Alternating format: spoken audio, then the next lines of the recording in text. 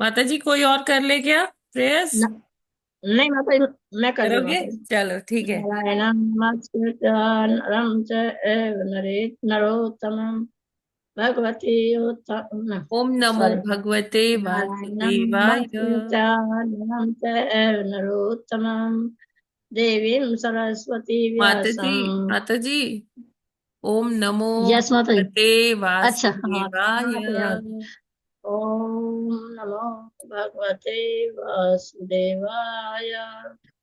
ओम नमो भगवते वासुदेवाय। ओम नमो भगवते वासुदेवाय। नारायणं नमस्कृत्य नरं चैव नरोत्तमं देवीं सरस्वती व्यासं ततो जयम् उदीरयेत्।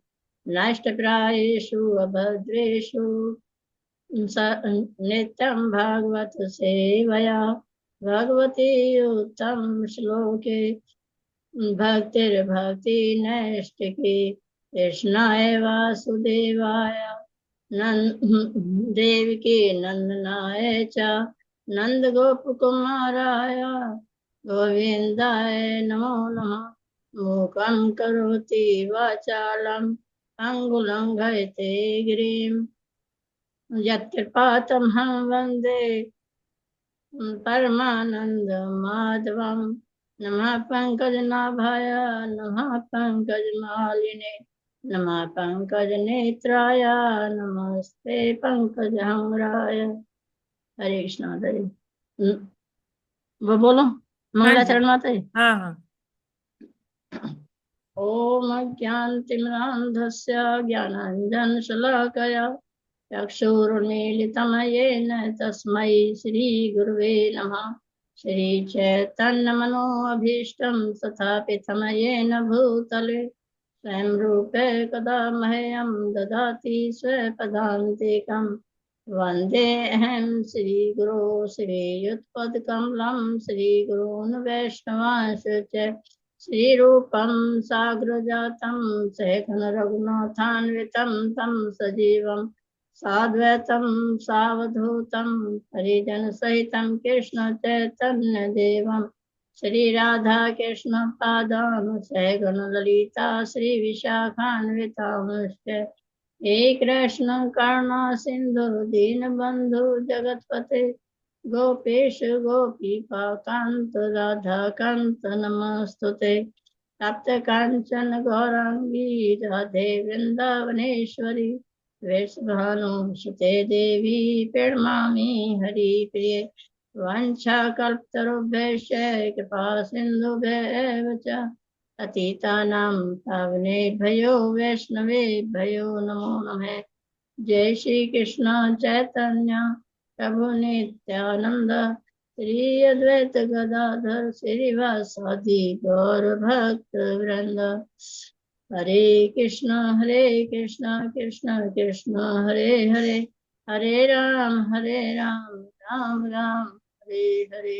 हरे कृष्ण कृष्ण कृष्ण हरे हरे हरे राम राम राम हरे हरे। हरे कृष्ण कृष्ण कृष्ण हरे हरे हरे राम राम राम हरे हरे।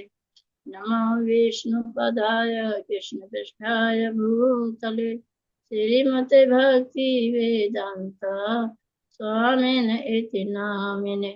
नमस्ते सरस्वती देवे गौरवाणी प्रचारिणे निर्विशेषा शून्यवादी पाश्चात देशे तारिणे। जय श्री कृष्ण चैतन्य प्रभु नित्यानंद श्री अद्वैत गदाधर श्रीवासादि गौर भक्त वृंद। हरे कृष्ण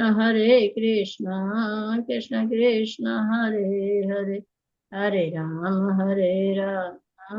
राम राम हरे हरे। हरे कृष्ण माता जी धन्यवाद प्रणाम।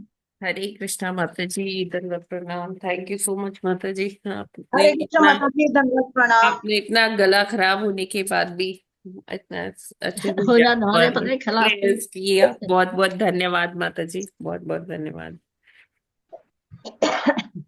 हरे कृष्णा माता जी, आज दंडवत सभी मेरी प्रणाम। हरे माता जी, आज कृष्ण, मेरे भाई का ना, भाई की एनिवर्सरी आज। हरि बोल। तो माता जी के हरे कृष्ण। भाई के लिए तो उनकी एनिवर्सरी, बर्थडे क्या है? हाँ जी, हाँ जी, हाँ जी। एनिवर्सरी है। अच्छा। हाँ तो जी। हाँ, माता जी के भाई भाभी के मैरिज है। लिए हम अरे, उनकी आध्यात्मिक और भौतिक उन्नति के लिए भगवान से प्रार्थना करते हैं। हरे कृष्ण महामंत्र का उच्चारण करते हैं। हरे कृष्ण कृष्ण कृष्ण हरे हरे, हरे राम राम राम हरे हरे राम, राम हरे। हरि हरि। हरे बोल। बहुत बहुत शुभकामनाएं माता जी। हरे कृष्ण माता जी, हरे धन्यवाद। कृष्ण। सभी डिवोटीज का हार्दिक सभी अभिनंदन पूज्य है श्री आज के माता जी को धन्यवाद। प्रातःकालीन जप सत्र में। हरे कृष्णा। हरे कृष्णा माता जी, दंडवत प्रणाम। हरे कृष्णा। हरे माता जी, बहुत बहुत दंडवत।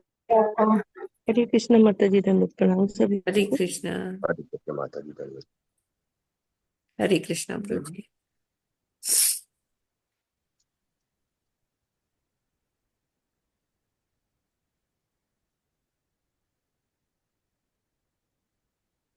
आज का प्रभुपाद जी का कोट का समय हो गया। देखते हैं प्रभुपाद जी क्या कह रहे हैं। तो आज है 14 मई। प्रभुपाद जी कहते हैं, वृंदावन में श्री कृष्ण की लीलाओं को प्रकट लीला कहा जाता है और वे लीलाएं आध्यात्मिक लोक में निरंतर चलती रहती हैं, जिन्हें अप्रकट कहा जाता है। वहां ये लीलाएं शाश्वत हैं, परंतु बीच बीच में इन्हें बद्ध जीव इन्हें बद्ध जीवों के समक्ष भी प्रस्तुत किया जाता है।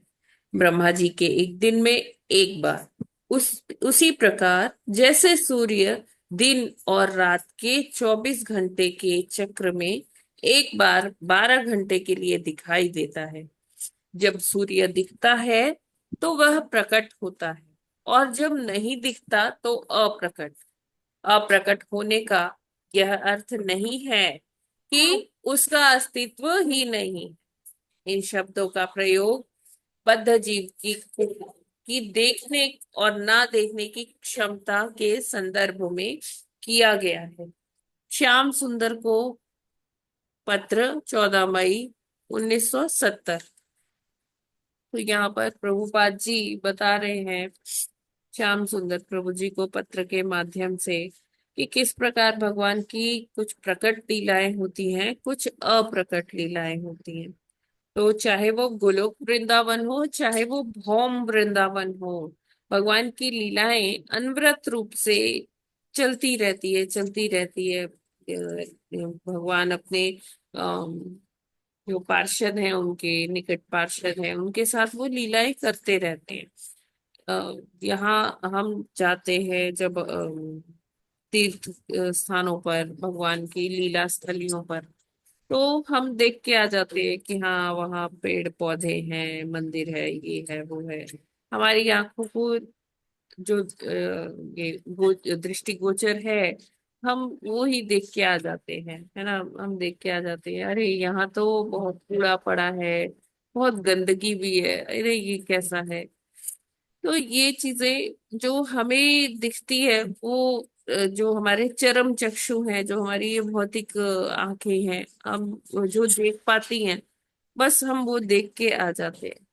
क्योंकि अभी हमारी आंखों में वो क्षमता नहीं है कि भगवान की जो लीलाएं चल रही है, भगवान अपने सखाओं के साथ, अपने गोपियों के साथ और माता के साथ, पिताजी के साथ जो भी लीलाएं कर रहे हैं, वो देखने की हमारी क्षमता नहीं है। ऐसा नहीं है कि वहां लीला हो नहीं रही है, हो रही है, लेकिन हमारी आंखें उसे देख नहीं पा रही हैं। ठीक है, गोलोक तो हाँ बहुत दूर है, अभी हमें नहीं पता कि वहां कैसे जाएंगे या क्या हो रहा है वहां पे। लेकिन यहाँ भी जो धाम है, है ना, जो भौम वृंदावन कहा गया है, या अन्य जो लीला स्थलियां हैं भगवान की, तो वहां पर भी ये लीलाएं निरंतर ही चलती रहती हैं। तो कुछ लीलाएं होती है प्रकट लीला, जब भगवान स्वयं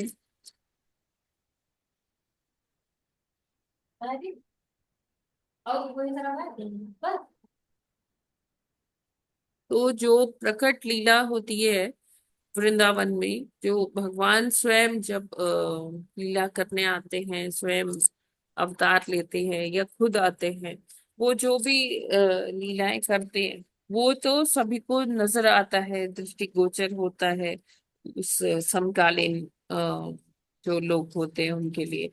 लेकिन जब भगवान अपनी लीला करके अपने धाम को चले जाते हैं, तब भी वहां अप्रकट रूप से भगवान की लीलाएं तो नित्य चलती ही रहती हैं। और हमें ये कैसे पता चलता है? ये हमें हमारे आचार्यों से पता चलता है, जो उन लीलाओं को देख भी सकते हैं, समझ भी सकते हैं, और जब वो उसको अंकित करते हैं हमारे शास्त्रों में, ग्रंथों में, तो उनके माध्यम से हमें पता चलता है, महाजनों के माध्यम से पता चलता है। तो प्रभुपाद जी कहते हैं ये उसी प्रकार है। इसको एनालॉजी कैसे लेना चाहिए? जैसे सूर्य हमें 12 घंटे के लिए दिखता है, दिन के वक्त हमें सूर्य दिखता है, रात के वक्त सूर्य हमारी आंखों को नहीं दिखता। इसका ये मतलब नहीं है कि सूर्य का अस्तित्व ही खत्म हो गया, सूर्य कहीं नष्ट हो गया, अब अगले दिन दूसरा सूर्य निकलेगा, ऐसा नहीं है। वो सूर्य 12 घंटे के लिए हमें दिख रहा है, फिर वो अप्रकट हो जा रहा है, हमारी आंखें उसे नहीं देख पा रही है, क्योंकि वो दूसरी तरफ, दूसरे हेमिस्फेयर में, दूसरे गोलार्ध में चला जाता है ना। फिर अगले दिन रात के बाद जब पुनः भोर के बाद सूर्य उदय होता है, तब हमारी आंखें फिर सूर्य को देख पाती है। क्यों? क्योंकि अभी वो प्रकट स्थिति में आ गया। रात के समय वो कहाँ था? अप्रकट स्थिति में था। तो ऐसा नहीं है कि सूर्य है, था नहीं, रात को सूर्य था, लेकिन हमारे चक्षु, हमारी आंखें उनको देखने में असमर्थ थी। तो ये है कि हम क्या चीज देखने की क्षमता रखते हैं, क्या चीज देखने की क्षमता नहीं रखते, उस पर डिपेंड करता है। उसी तरह से भगवान का भी हम समझ सकते हैं कि भगवान का अस्तित्व शाश्वत है। वो सदा सदा से थे, अभी भी हैं, और आगे तक रहेंगे, है ना।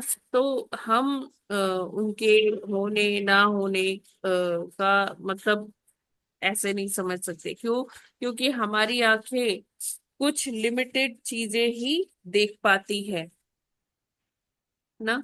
और हम क्या जो भी हम देख रहे हैं, वो जो प्रकट अवस्था में चीजें हैं हम वो ही देख रहे हैं, जो अप्रकट अवस्था में है वो हमारी आंखें नहीं देख पा रही है। लेकिन इसका मतलब ये नहीं है कि वो भगवान का या भगवान की लीलाएं नहीं हो रही है। भगवान की लीला सदा सदा होती रहती है। हरे कृष्णा। जगत गुरु श्रील प्रभुपाद की जय।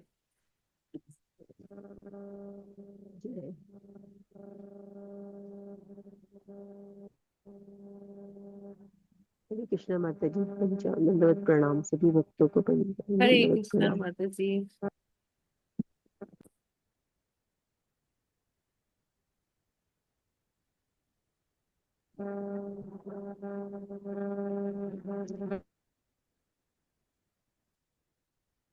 आज 41st श्लोक का करना है ना? कल हमने 39 और 40 किया था। हरे कृष्णा। हरे कृष्ण। वन्य आ रही है।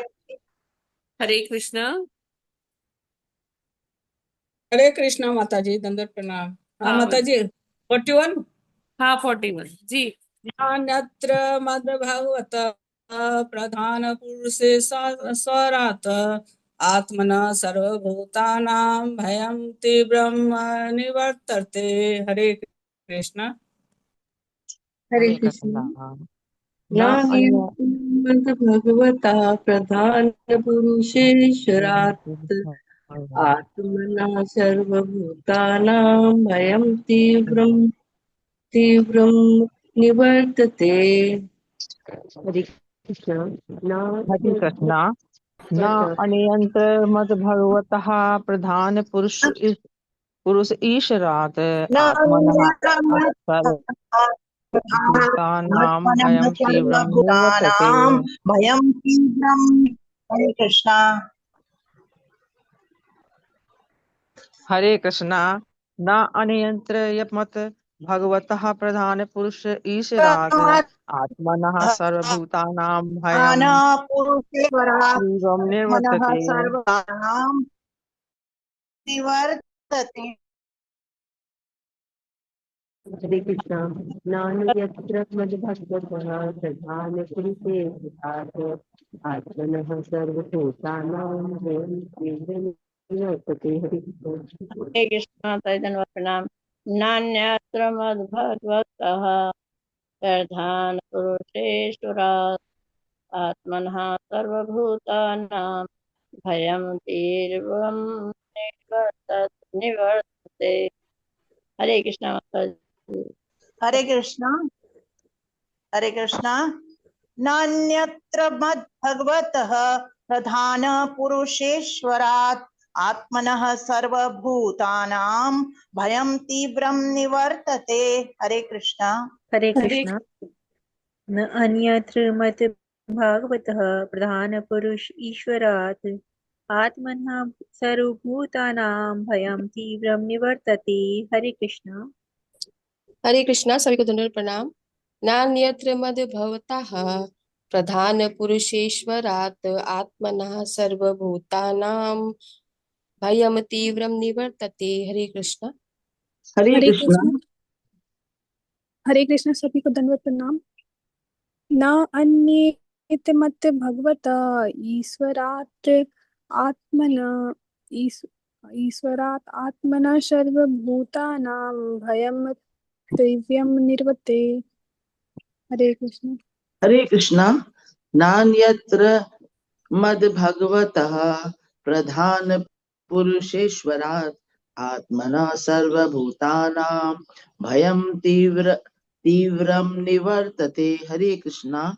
माता जी दंडवत प्रणाम। सभी भक्तों को दंडवत प्रणाम। हरे कृष्णा। नान्यत्र मद्भगवतः प्रधान पुरुषेश्वरात् आत्मनः सर्वभूतानां भयं तीव्रं निवर्तते। हरे कृष्णा, सभी भक्तों को दंड। हरे कृष्णा। न अन्यत्र मद्भगवतः प्रधान पुरुषेश्वरात् आत्मनः सर्वभूतानां भयं तीव्रं निवर्तते। हरे कृष्णा। हरे कृष्ण। नयंत्र मत भागवत प्रधान पुरुषे ईश्वरात् नात्मनः सर्वभूतानां भयं तीव्रम निवर्तते। हरे कृष्णा। सभी को दंडवत प्रणाम। हरे कृष्णा, सभी को दंडवत प्रणाम। न अंतर्मत भगवते प्रधान पुरुष ईश्वरात् आत्मना सर्वभूतानां भयं निवर्तते। हरे कृष्ण। हरे कृष्णा न अन्यत्र मत भगवतः प्रधान पुरुषोत ईश्वरात् आत्मनः सर्वभूतानां भयं तीव्रं निवर्तते। हरे कृष्णा। सभी को दंडवत प्रणाम। हरे कृष्णा। नान्यत्र मद् भगवतः प्रधान पुरुषेश्वरात् आत्मनः सर्वभूतानां भयं तीव्रं निवर्तते। हरे कृष्ण माता जी दंडवत प्रणाम, सभी भक्तों को सादर प्रणाम। हरे कृष्ण। नान्यत्र भद भगवतः प्रधान पुरुषेश्वरात् आत्मन सर्वभूतानां भयं तीव्रं निवर्तते। हरे कृष्ण। हरे कृष्ण माता जी, मैं पढ़ लूं आज।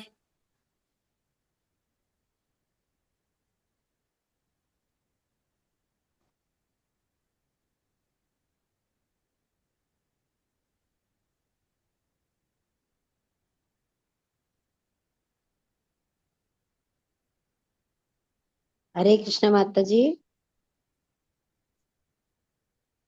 माता जी का ना बंद है वहाँ आज वाला। हरे कृष्ण माता जी, आपका म्यूट है।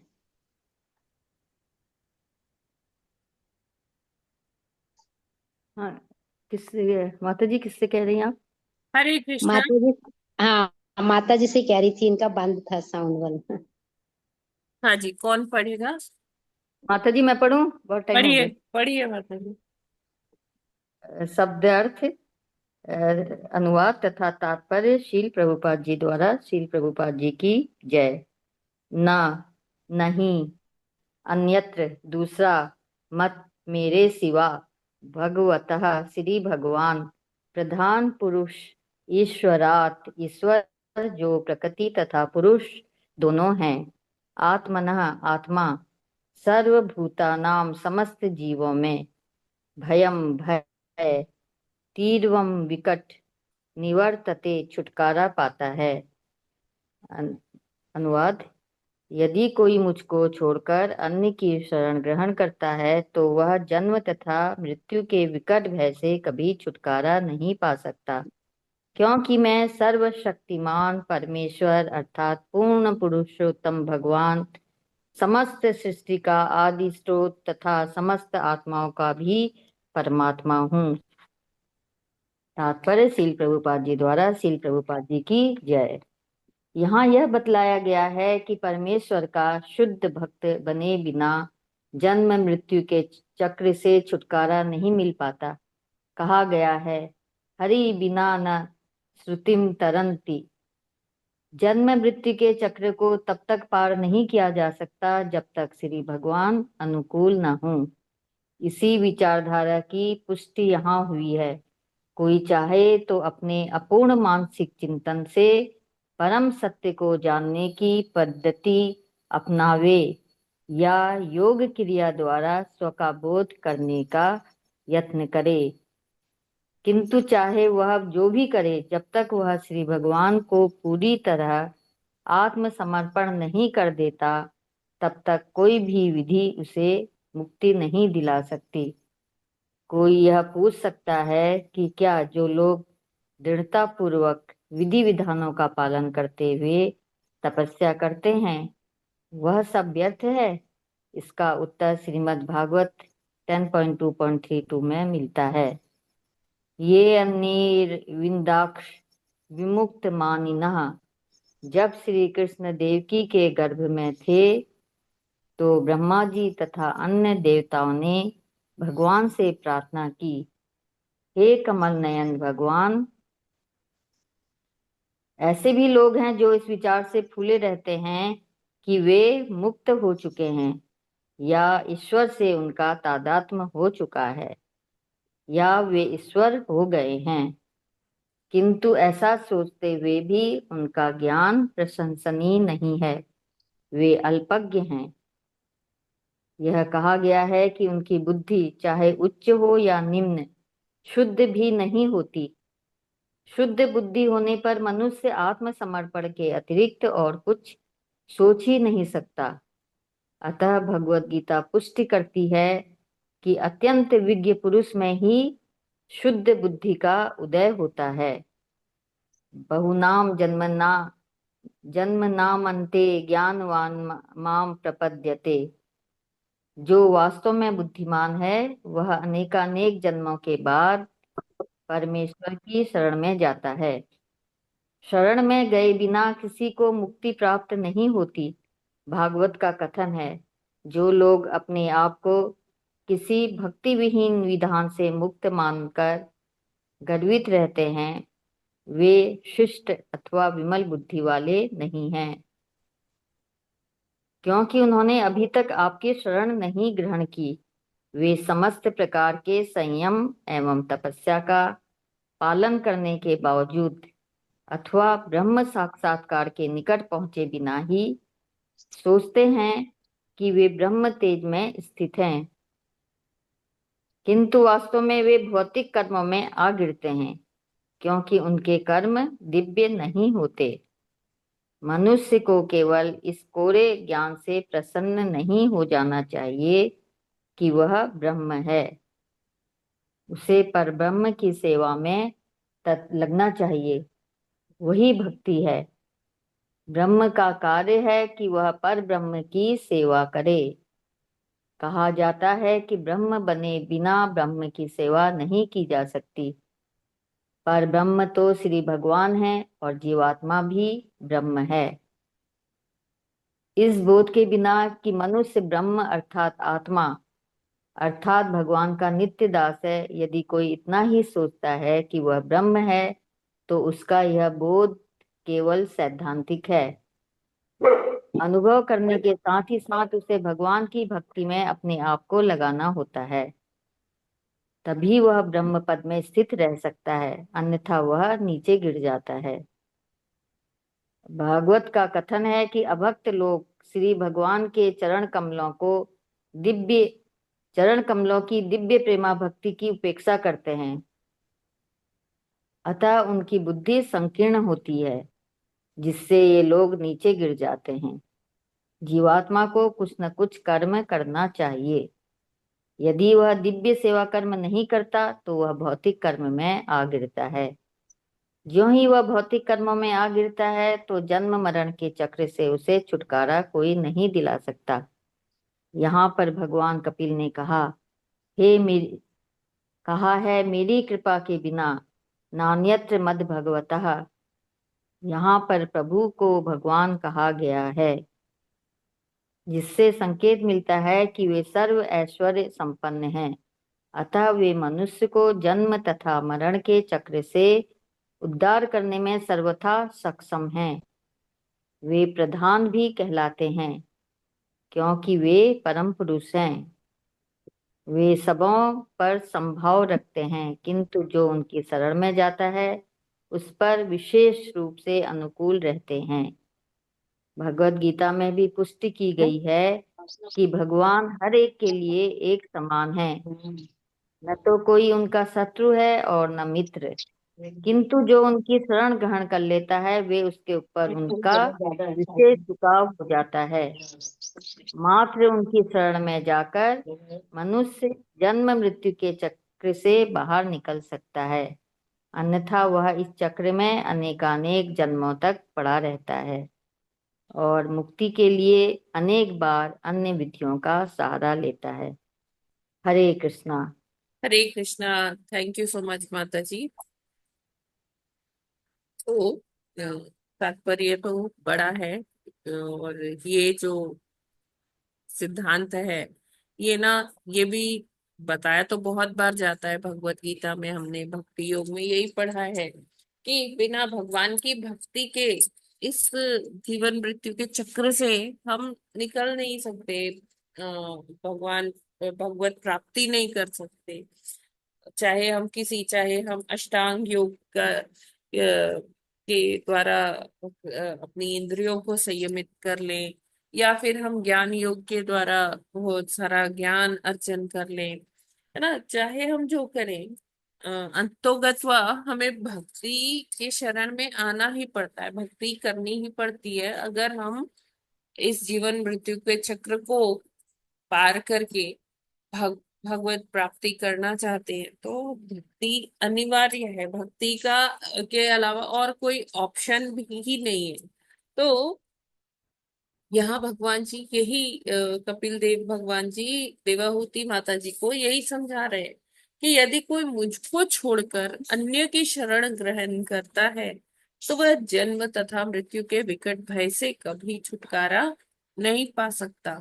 वो इधर ही इसी भौतिक जगत में कभी इधर कभी उधर, कभी एक योनि में कभी दूसरी योनि में वो भटकता ही रहेगा, क्योंकि कहते हैं कि मैं सर्वशक्तिमान परमेश्वर अर्थात पूर्ण पुरुषोत्तम भगवान हूं। यहाँ कपिल देव जी बता रहे, पुष्टि कर रहे, है ना। खुद अपने मुख से बता रहे हैं कि मैं ही हूं वो जो सर्वशक्तिमान है, परमेश्वर है, अर्थात पूर्ण पुरुषोत्तम भगवान है ना, सारी कलाओं से संपन्न, पुरुषों में उत्तम पुरुषोत्तम है ना, समस्त सृष्टि का आदि स्रोत, जहां से इनिशिएट हुआ था, शुरुआत हुई थी, और समस्त आत्माओं का भी परमात्मा हूँ। तो जो सारी जीवात्माएं हैं उनके परमात्मा कौन है? ये भगवान ही है। कहते हैं कि मेरे शरण में जो कोई आएगा वो ही यहाँ से तर कर निकल जाएगा, तैर कर निकल जाएगा, मतलब तर जाएगा। तो कोई संशय नहीं रह जाता है यहाँ पर कि अभी हमें क्या करना चाहिए। अरे मैं बहुत कंफ्यूज हो रही हूँ कि ये क्या करना चाहिए, क्या करूँ, कर्म योग करूँ, ये ज्ञान योग, ध्यान योग, क्या क्या करें। यहाँ पर अभी सारा क्रिस्टल क्लियर कर रहे हैं भगवान जी कि सब कुछ ये किसी मतलब सब कुछ छोड़कर मेरी ही शरण में आओ, है ना, तभी जो है जीव का कल्याण हो पाएगा, है ना। मुझको छोड़कर किसी और की शरण में जाएंगे तो इधर ही क्या है, बार बार वापस आते रहेंगे, है ना। क्यों? क्योंकि और कोई सर्वशक्तिमान पूर्ण पुरुषोत्तम नहीं है। भगवान कह रहे हैं केवल मैं ही हूँ। तो यहाँ पर कोई ये सोचे कि अरे देखो भगवान क्या मैं कर रहे हैं, और खुद कहते हैं कि किसी को अहंकार नहीं करना चाहिए। तो भगवान भी यहाँ अहंकार नहीं कर रहे, भगवान अपनी स्थिति बता रहे हैं। भगवान सब कुछ साफ साफ एकदम विदाउट मिंसिंग एनी वर्ड्स, एकदम स्पष्ट बता रहे हैं। तो ये उनका अहंकार नहीं है, वो अपनी स्थिति बता रहे हैं। क्योंकि अगर वो नहीं बताएंगे तो फिर हमें और कौन बताएगा। भगवान समय समय पर, जैसे पहले उन्होंने सूर्य को बताया, विवस्वान जी को बताया, भगवत गीता का ज्ञान दिया, फिर करोड़ों साल बाद अर्जुन को ये ज्ञान दिया। तो समय समय पर भगवान आते रहते हैं। ब्रह्मा जी के दिन में एक बार भगवान जरूर आते हैं और ये ज्ञान जो है इसको स्थापित करते हैं। तो यहाँ पर कपिल देव अपने श्रीमुख से देवाहुति माता जी को बताते हैं कि ये जो भक्ति योग है या शुद्ध भक्त जो पद्धति को अपनाते हैं मुझे प्राप्त करने के लिए, है ना, वो ही एकमात्र वो ही पद्धति है जिससे कि जन जन मतलब जो जीवात्मा है वो भगवत प्राप्ति कर सकता है, इस जीवन मृत्यु के चक्र से अपने आप को छुड़ा सकता है, उससे मुक्ति पा सकता है, और भगवान की शरण ग्रहण कर सकता है, भगवान के पास जा सकता है ना, इस भौतिक जगत को छोड़कर भगवान के आध्यात्मिक जगत में। ये देखिए यहाँ बहुत क्लियर बताते हैं प्रभुपाद जी, जन्म मृत्यु के चक्र को तब तक पार नहीं किया जा सकता जब तक श्री भगवान अनुकूल ना हो। तो हमारा प्रयास तो है ही, मान लीजिए हम तो भक्ति कर रहे हैं, है ना, उसमें जब तक कि भगवान का कृपा नहीं होगी, भगवान अनुकूल नहीं होंगे, तब तक कि बहुत मुश्किल हो जाता है किसी एक जीवात्मा के लिए अ, आगे बढ़ना, यहाँ से इस भौतिक जगत से बाहर निकलना। तो इसी विचारधारा की पुष्टि यहाँ हुई है। कोई चाहे तो अपने पूर्ण मानसिक चिंतन से परम सत्य को जानने की पद्धति अपनाए या योग क्रिया द्वारा स्व का बोध करने का यत्न करे। अभी कुछ लोग होते हैं कि अपने ये मेंटल स्पेक्यूलेशन, अपने मानसिक चिंतन से भगवान को समझने का प्रयास करते हैं। वो अपने ही मनोधर्म से कि चलो ऐसे कर ले ऐसे करे, उसके पीछे कोई सिद्धांत नहीं है, लेकिन वो अपने मेंटल स्पेक्यूलेशन से भगवान जी को समझना चाहते हैं, परम सत्य को समझना चाहते हैं। या कोई सोचता है कि वो अष्टांग योग का सहारा लेके भगवत प्राप्ति कर लेगा, है ना। तो ये सारी क्या है, कैसे मतलब विधियां तो हैं, लेकिन ये है एक स्टेप है। जैसे हम भक्ति लैडर पढ़ते हैं, भक्ति की सीढ़ी, तो धीरे धीरे कर्म योग से निष्काम कर्म में आते हैं, निष्काम कर्म से फिर जो है कर्म ये ज्ञान योग, ध्यान योग, है ना। ऐसे ये सारे योग आते हैं, जिसका पर्यवसान क्या है, भक्ति ही है। मतलब जैसे मान लीजिए कोई व्यक्ति है जो अभी सकाम कर्मों में लगा हुआ है, ठीक है। सकाम करते करते उसका एक लाइफ बीत गई, दो लाइफ बीत गई, फिर धीरे धीरे उसके अंदर ऐसी चेतना आती है कि वो सकाम से निष्काम की तरफ बढ़ता है। तो ऐसे बहुत सारे जन्म लग जाते हैं, सकाम कर्म से निष्काम कर्म, निष्काम कर्म से यहाँ वो ज्ञान योग, फिर अष्टांग योग, ध्यान योग, ये सारे ये करते जाते हैं, इसका पद्धति को फॉलो करते जाते हैं। ऐसे बहुत जन्म निकल जाते हैं इसी सब में करते करते करते करते। फिर जब भगवान की फाइनली जो कृपा होती है, तो व्यक्ति भक्ति योग में आता है। भक्ति योग में आने का मतलब है कि आज हम अगर थोड़ा बहुत भी 0.1% भी कुछ भक्ति कर पा रहे हैं, है ना, या भक्ति योग को कुछ मतलब जैसे श्रील प्रभुपाद जी ने जो नियम हमको बताए हैं वो हम कर पा रहे हैं, इट मीन्स कि हमने कई जन्मों तक क्या किया है, ये सारे अलग अलग योगों का पालन किया है ना। निष्काम ये कर्म, ज्ञान प्राप्त किया है, ध्यान लगाया है, तभी हम आज इस स्थिति में हैं। और प्रभुपाद जी हमको बताते हैं कि हमें जब पता है कि भक्ति के बिना कोई और विकल्प है ही नहीं भगवत प्राप्ति का, तो क्यों ना हम डायरेक्टली यही मार्ग अपनाएं, क्यों हम अलग अलग योगों के बारे में जानते हैं, हम उनके उसको प्रैक्टिस करते हैं।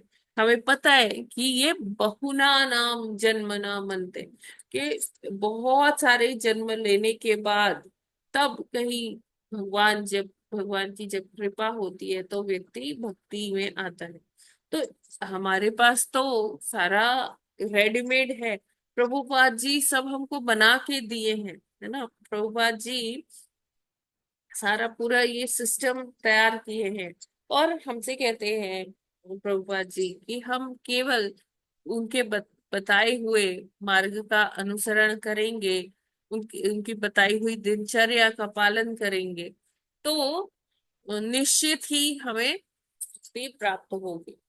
क्योंकि भगवान जैसे अर्जुन से कहते हैं कि कह दो मेरे शुद्ध भक्तों का कभी नाश नहीं होता, तो अर्जुन से ही क्यों बोले, वो खुद भी तो बोल सकते थे कि जाओ मेरे भक्तों का कभी नाश नहीं होगा, लेकिन बोले अर्जुन तुम बोलो ये बात। क्यों? क्योंकि जी वो अपनी बात को तो कभी झूठा भी कर सकते हैं, है ना। उन्होंने जैसे महाभारत के युद्ध में प्रण लिया था कि मैं अस्त्र नहीं उठाऊंगा, शस्त्र नहीं उठाऊंगा, तो लेकिन फिर भी उन्होंने अपने शुद्ध भक्त जो भीष्मदेव जी के रूप में थे, उनको प्रसन्न करने के लिए अपनी प्रतिज्ञा तक भंग कर दी।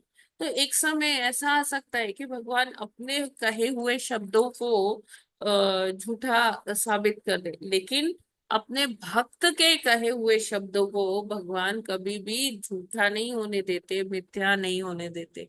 तो इसी तरह मतलब यही क्या है कि यहाँ पर हमें समझना होगा कि जब भगवान कहते हैं कि सब कुछ छोड़कर मेरी शरण में आओ, तो हमें इसमें यहाँ कोई वो नहीं करना चाहिए, ये नहीं मतलब स्पेक्यूलेट नहीं करना चाहिए, अपने मानसिक चिंतन से नहीं करना चाहिए। क्योंकि जब भगवान के भक्त श्रील प्रभुपाद जी कह रहे हैं कि यही एकमात्र तरीका है, प्रभुपाद जी ने हमें पूरा सिस्टम बना के दिया, हमें बताया कि ये फॉलो करिए, और इस बोट से आप नीचे नहीं उतरिए, इसमें बैठे रहिए, एक ना एक दिन किनारे पे पहुंच ही जाएंगे। तो हमें बिल्कुल भी इसमें संशय करना नहीं चाहिए, क्योंकि भगवान के भक्त कह रहे हैं तो वो बात कभी झूठी हो ही नहीं सकती। तो चाहे हम योग क्रिया करें, चाहे हम भगवान को समझने के अलग अलग तरीके लगाएं, लेकिन हमें ये ध्यान रखना चाहिए कि भक्ति योग ही एकमात्र विकल्प है जिससे हम भगवत प्राप्ति कर सकते हैं। यहाँ पर आगे भगवान बताते हैं, कोई यह पूछ सकता है, प्रभुपाद जी कहते हैं, कोई यह पूछ सकता है कि क्या जो लोग दृढ़ता पूर्वक विधि विधान का पालन करते हुए तपस्या करते हैं वह सब क्या व्यर्थ है? तो इसका उत्तर श्रीमद् भागवत में मिलता है। ये अन्य अरविंदाक्ष विमुक्त मानिन, जब श्री कृष्ण देवकी के गर्भ में थे तो ब्रह्मा जी तथा अन्य देवताओं ने भगवान से प्रार्थना की, हे कमल नयन भगवान, ऐसे भी लोग हैं जो इस प्रकार से फूले रहते हैं कि वे मुक्त हो चुके हैं या ईश्वर से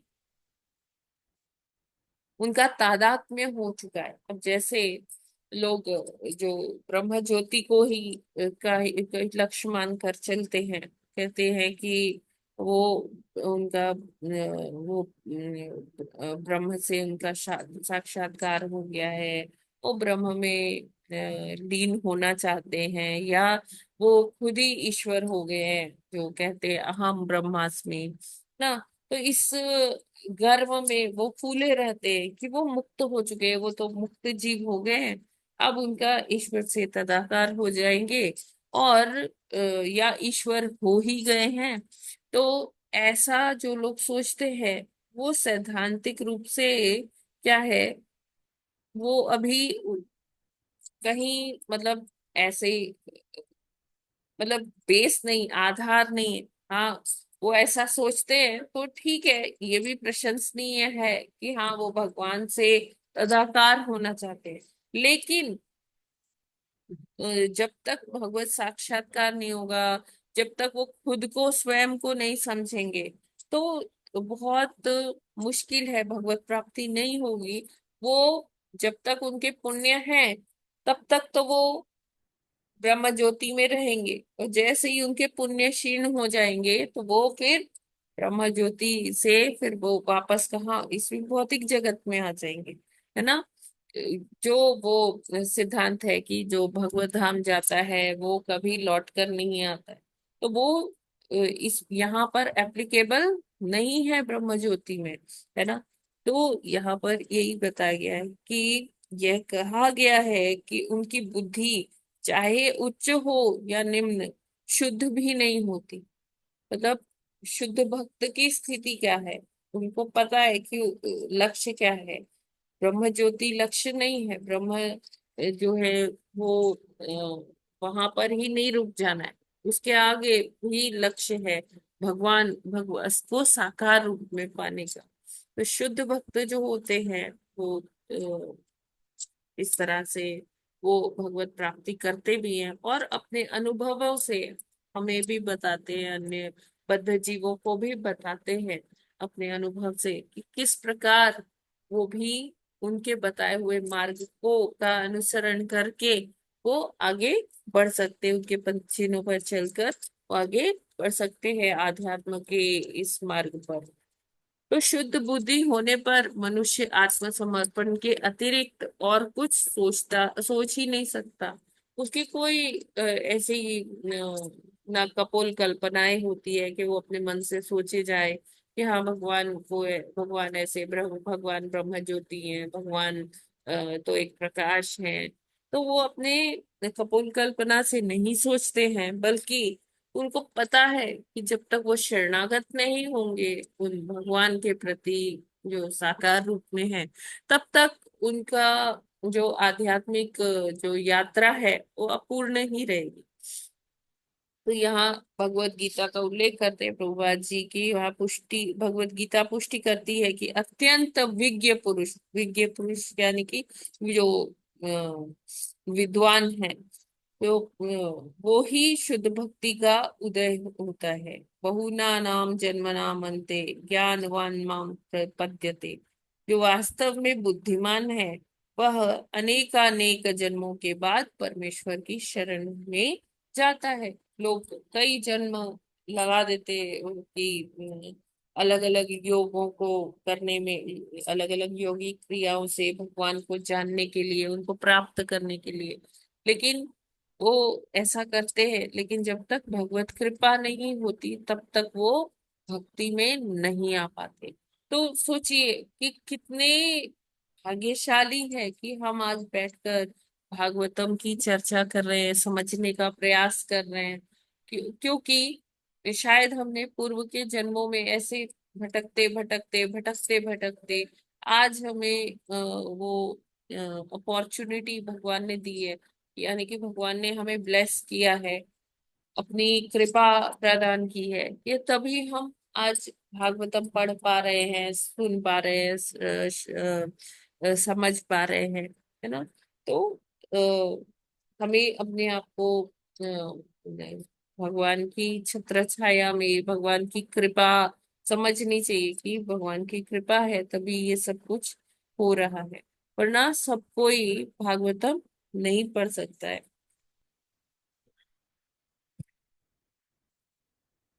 तो बिना भगवान की शरण में जाए मुक्ति नहीं मिलती है।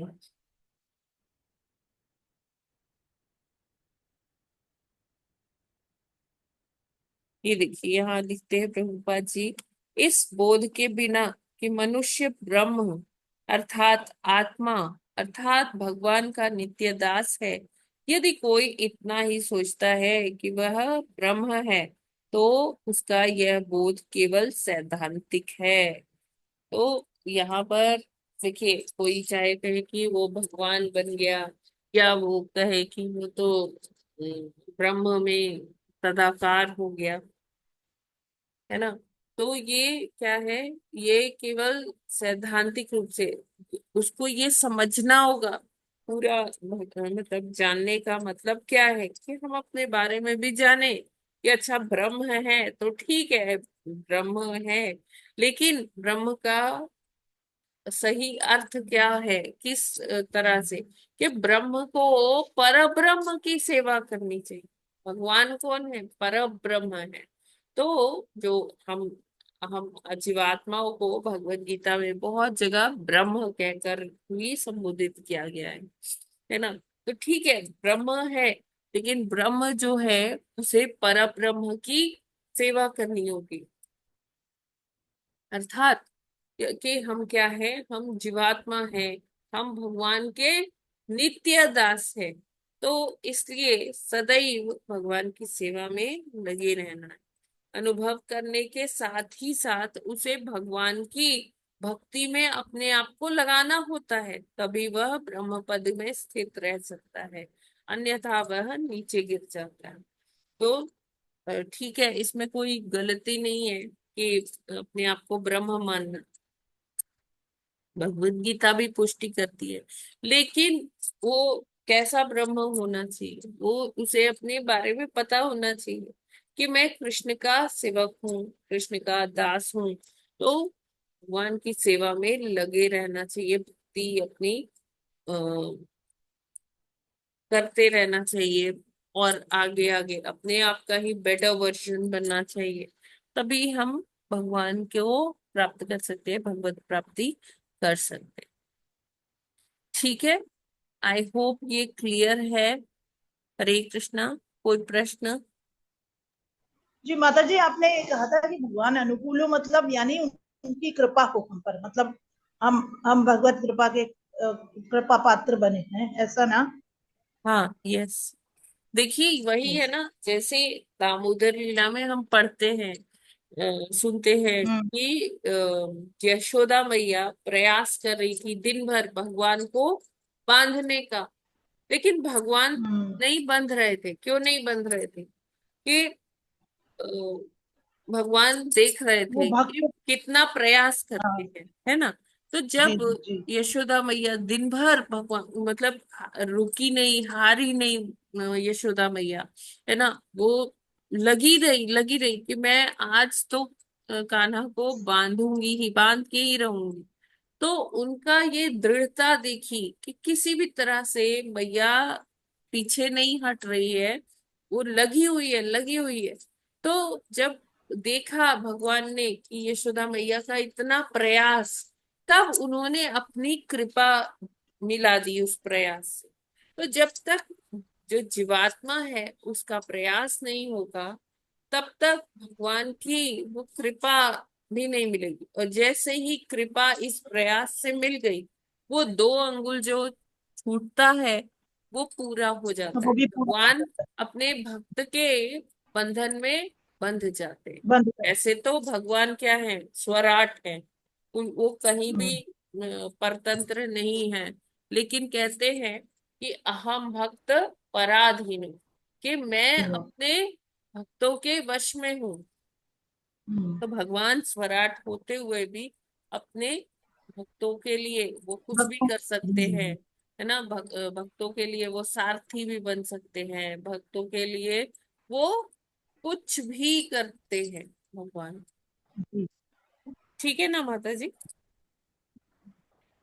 जी माता जी, क्लियरली अंडरस्टूड। हरे और कृष्ण कोई माता जी। हर जी। जो लोग भगवान कृष्ण की या भगवान विष्णु की पूजा करते हैं, हम्म। वे जो है शुद्ध भक्ति में है। तो क्या वो भी जो भक्ति में है भगवान कृष्ण के विज्ञ पुरुष है? क्योंकि विज्ञ पुरुष ही भगवान को समझ सकते हैं कि वो पूर्ण पुरुषोत्तम भगवान है और सर्वशक्तिमान विज्ञ है, उन्हीं की पुरुष सेवा। वही है जो जानता है कि कृष्ण ही भगवान है। तो माता जी, ये सब जो भक्ति करने वाले हैं वो विज्ञ पुरुष कहलाएंगे, जैसे हम लोग कृष्ण की भक्ति करते हैं? प्रभु जी अभी हम प्रयत्न कर रहे हैं।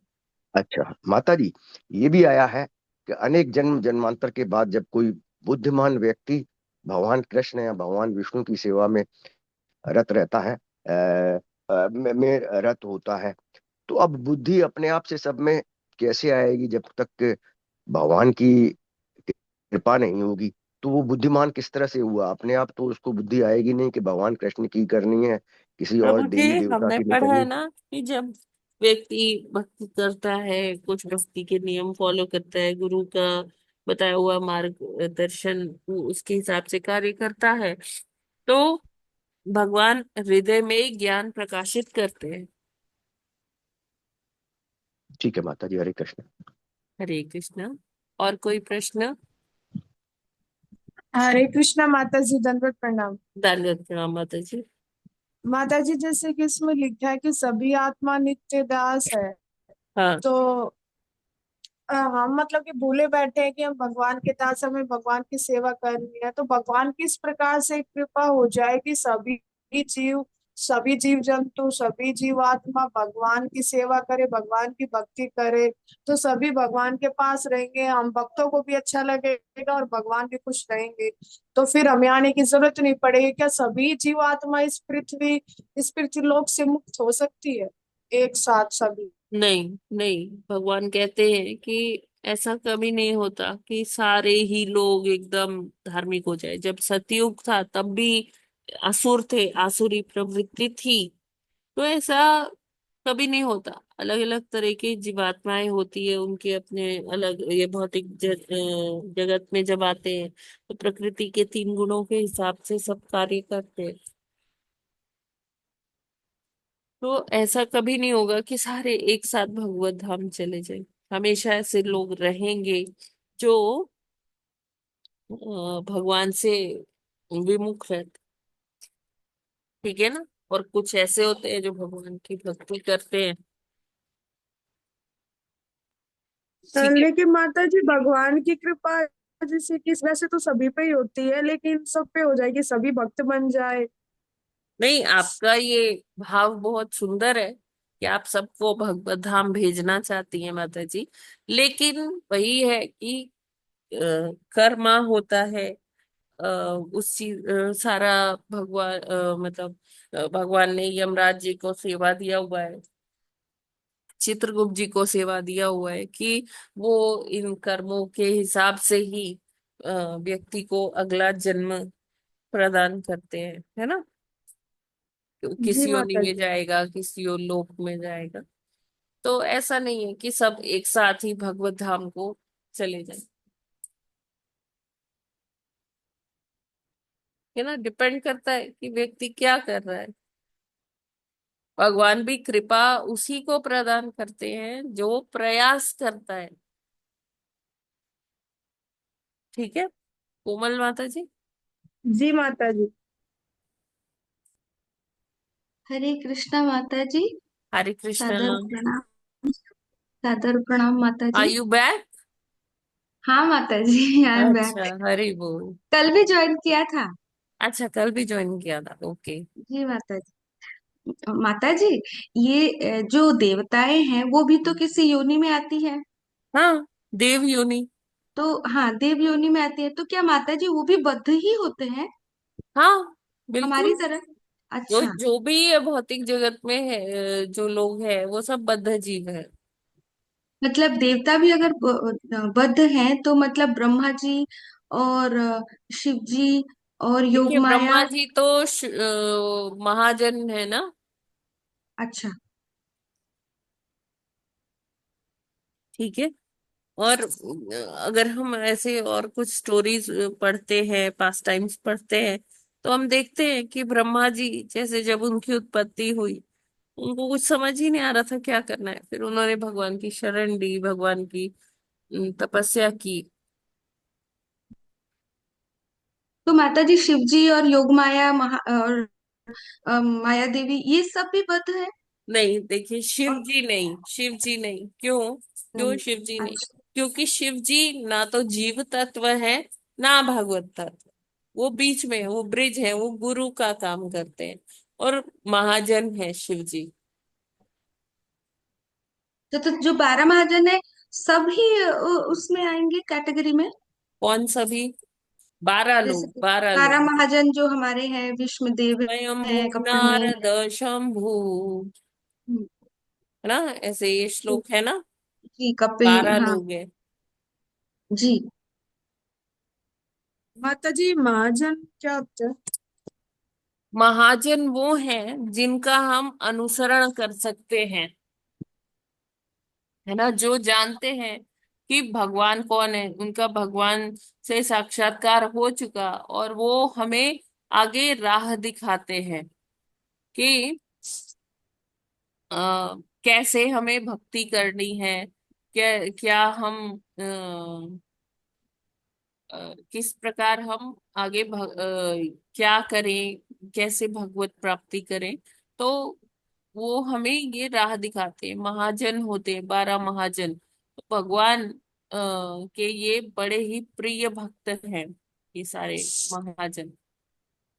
ठीक है। माता जी, हाँ, मैंने जैसे कि पढ़ा है कहीं, तो जैसे कि शिव जी को तो महादेव और जो श्री कृष्ण है वो आदि देव, लेकिन श्री कृष्ण तो पूर्ण पुरुषोत्तम है, तो आदि देव देव वर्ड क्यों यूज किया गया है? देव, अरे आदि देव। आदि देव ना, आदि देव तो हम्म। भगवान ही होंगे। ठीक है ना। देव देवता है। ठीक है, कई बारी उनको देव के रूप से, आदि देव के रूप से भी कहा जाता है ना। जैसे देखिए श्लोक आता है भागवतम में, स्वयंभू नारद शंभु कुमार कपिलो मनु प्रहलादो जनको भीष्मो बलि वयम।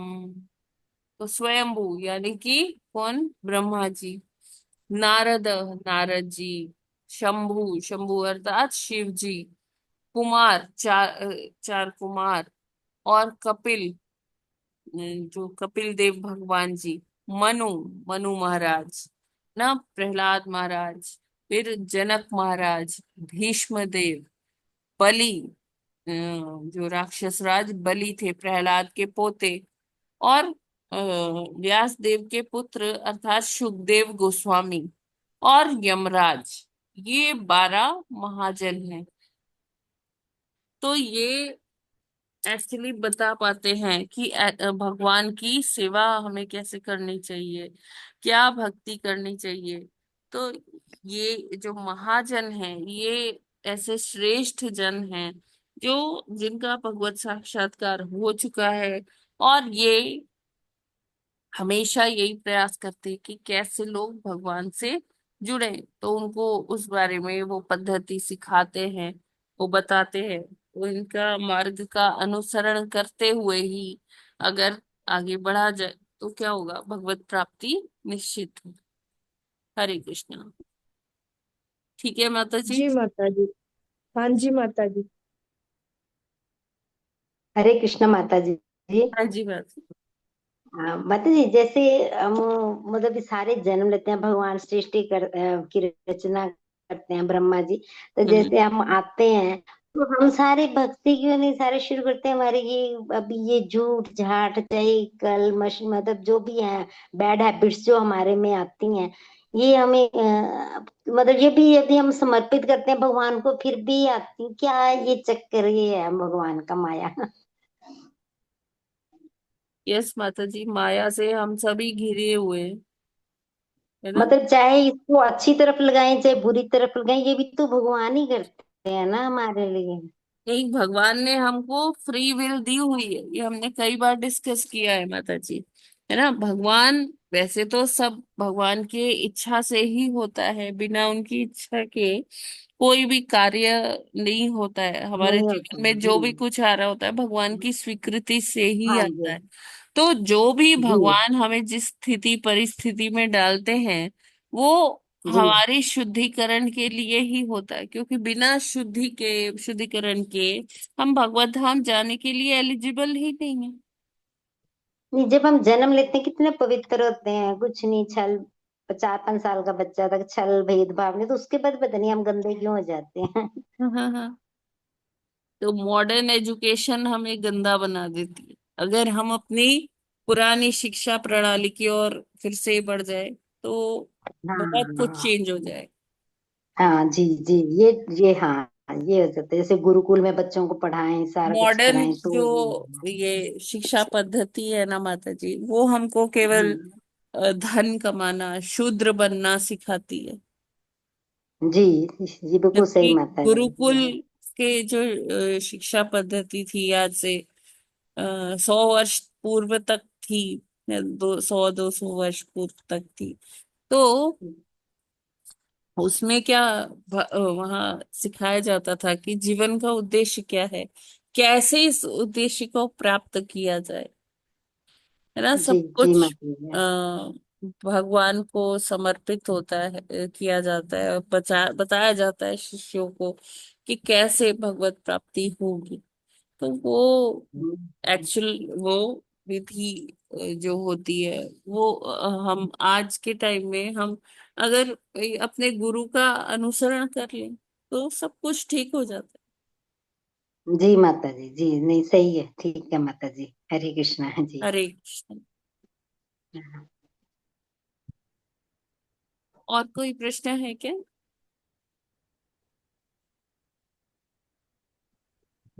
हरे कृष्ण माता जी।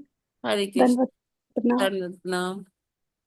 माता जी, कोई भी देवी रहती है उनको हम माता के रूप में मानते हैं, किंतु जो हमारी ठाकुरानी है राधा रानी उनको नहीं मानते हैं, माता के रूप में नहीं मानते हैं, राधा रानी कहते हैं। हम्म। तो ये क्यों है? मतलब यू आर सेइंग कि हम उनको माता नहीं मानते हैं। माता पता नहीं मानते हैं कि नहीं, लेकिन ज्यादातर जगह में या तो लाडली जी ऐसा रहता है, या ठकुरानी रहता है, या राधा रानी बोलते हैं। मैंने वो कभी ऐसे आउट ऑफ राधा लव, माता नहीं सुना। आउट ऑफ लव वो बोलते हैं, क्योंकि कुछ जैसे ज्यादातर लोग अगर हम वृंदावन का भाव देखें ना, तो श्रीमती राधा रानी वहां की बेटी हैं, तो वहां सब उनको अपनी बेटी मानते हैं। लेकिन अगर हम शास्त्रों का जो वर्णन है वो पढ़ें, अपने आचार्यों का कथन सुने, तो वो बताते हैं राधा का मतलब क्या है। राधा ही बेस है, राधा ही आधार है, उन्हीं से ही वो भगवान की अंतरंगा शक्ति है। तो जितनी भी देवियां हैं वो सब, उनका प्राकट्य कैसे हुआ है, श्रीमती राधा रानी से हुआ है। चाहे वो अनंत कोटि लक्ष्मियां हो, है ना, वो रुक्मिणी देवी हो, वो सीता महारानी हो, तो जो भी सारे इटर्नल कॉन्सॉर्ट्स हैं भगवान के, वो श्रीमती राधा रानी के ही अंश हैं। तो माता इस प्रकार तो उनको ऐसे, वो तो सबकी माँ हो गई ना इस तरह से। हाँ, वो है माँ, माँ ही है वो सबकी, लेकिन आउट ऑफ अच्छा। लव कोई उनको हम्म। अपनी बेटी भी बना लेते हैं। अच्छा जी माता जी, अब क्लियर हो गया। हरे कृष्णा। हरे कृष्ण माता जी। धन्यवाद। माता जी दंडवत प्रणाम। राधा रानी को महारानी बोलते हैं ना, माता रानी तो है ही, राधा रानी महारानी है, रानी सभी माताओं की भी हाँ जी। महारानी। माता जी, बिल्कुल हाँ ठीक। श्री माता यस। जी। हरे कृष्ण दंडवत हरे प्रणाम। कृष्णा माता जी, thank you for the input. जी, तो अभी हम लोग यहीं पर विराम करते हैं, समय भी हो गया है। ग्रंथराज श्रीमद् भागवतम की जय। जगत गुरु श्रील प्रभुपाद की जय। जय। रामाचार्य हरिदास ठाकुर की जय। जय अनंत जय। कोटि वैष्णव भक्त वृंद की जय। जय। वाञ्छाकल्पतरुभ्यश्च कृपा सिन्धुभ्य एव च पतितानां पावनेभ्यो वैष्णवेभ्यो नमो नमः।